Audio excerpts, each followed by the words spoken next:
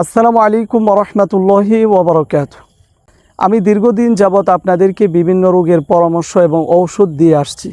তো বিশেষ করে যেই সমস্ত ভাই এবং বোনেরা যৌন রোগে ভুগছেন, বিশেষ করে যেই সমস্ত পুরুষেরা বিয়ে করেছেন কিন্তু সহবাসের সমস্যা, বীর্যেতে স্পাম নেই, এজোস্পার্মিয়ার সমস্যা, পুরুষঙ্গের সমস্যা, বিয়ে করেছেন সন্তান হচ্ছে না, বীর্যতে স্পাম নেই, জিরো স্পাম, এজোস্পার্মিয়া রোগে ভুগছেন, বন্ধ্যাত্ব রোগে ভুগছেন। অনেক মহিলারা আছেন সহবাস করতে অক্ষম, পুরুষ আছেন যারা সহবাস করতে অক্ষম, যৌন দুর্বলতা রয়েছে, সহবাস করার সময় কম পান, অল্প সময়ের ভিতরেই সহবাস শেষ হয়ে যায়। এমন বিভিন্ন সমস্যায় যারা ভুগছেন তাদের জন্য আমি বিভিন্ন গাছের পাতা, শিকড় দ্বারা এই পাউডার তৈরি করেছি। আলহামদুলিল্লাহ, এই পাউডার আমি যাদেরকে দিয়েছি তারা সেবন করে আমাকে জানিয়েছেন তারা সকলেই পরিপূর্ণ সুস্থতা লাভ করেছেন। তার পাশাপাশি আমি আরও একটি শরবত দিয়ে থাকি, তার পাশাপাশি আমি আরও একটি লিকুইড ঔষধ দিয়ে থাকি, তার পাশাপাশি আরও একটি লিকুইড ঔষধ দিয়ে থাকি এবং সুন্দরবনের খাঁটি মধু আমি দিয়ে থাকি।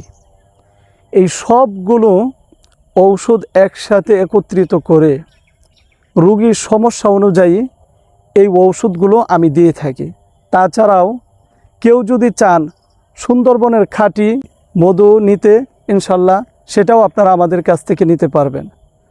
তো যেই সমস্ত ভাই বোনেরা যৌন দুর্বলতায় ভুগছেন, অনেক মহিলারা আছেন মাসিকের সমস্যা, সাদা স্রাবের সমস্যা, সহবাসের সমস্যা, জরায়ুতে সমস্যা থাকতে পারে, বিভিন্ন রকমের সমস্যা আপনাদের থাকতে পারে।